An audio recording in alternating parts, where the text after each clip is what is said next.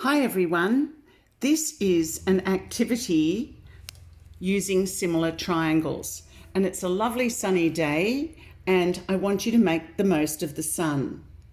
So, my name is Claire and I'm going to explain to you how to use similar triangles to find the height of some unknown and quite tall objects.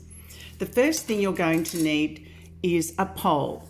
A straight pole, and you're going to need to find the length of it. So you can use a tape measure or you can use a ruler and very carefully step off and calculate the length of that pole. The pole I'm using is 120 centimetres long. Then I want you to go outside into a nice sunny spot where you've got a flat ground and hold it vertically so it makes a right angle with the ground. And then I would like you perhaps to get someone to hold it for you, and then you need to measure the shadow. So on the shadow of this one, I found that it was 80 centimetres long.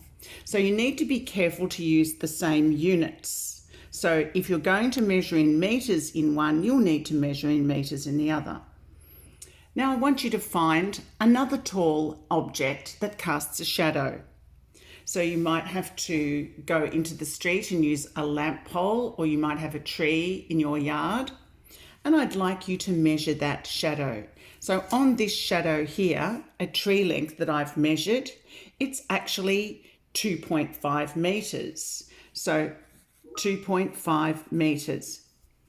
Well, that will need to be converted to the same unit that the other measurements are in. So 2.5 metres is 2,500 millimetres or 250 centimetres. So you need to use the same units for each of those measurements. Now these are similar triangles. That means that they both are the same shape but they have different sizes. And we can use this to calculate lots of interesting things.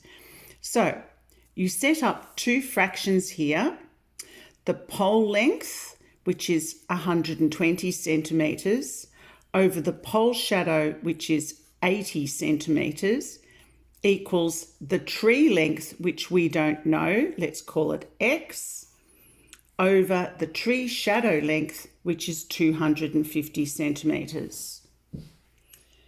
Right. So at the moment, we've got two fractions and we want to find X. Notice that the pole and the tree were on the top and the shadow lengths were on the bottom. So to find X now, we can use cross multiplication.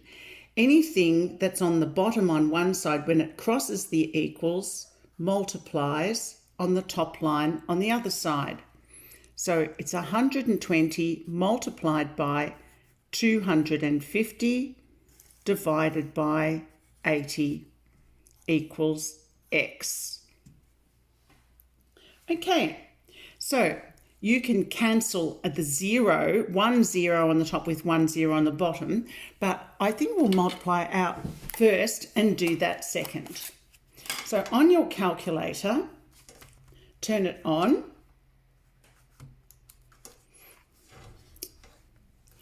And use the fraction button. So it's 120 multiplied by 250. So 120 multiplied by 250, and then arrow down to the denominator and enter 80. Now push equals and you'll find it will come out with the answer. The tree height here, X, is 375 centimetres long. So 375 centimetres sounds a bit odd. To convert that to metres, you need to divide by 100. So that would be 3.75 metres.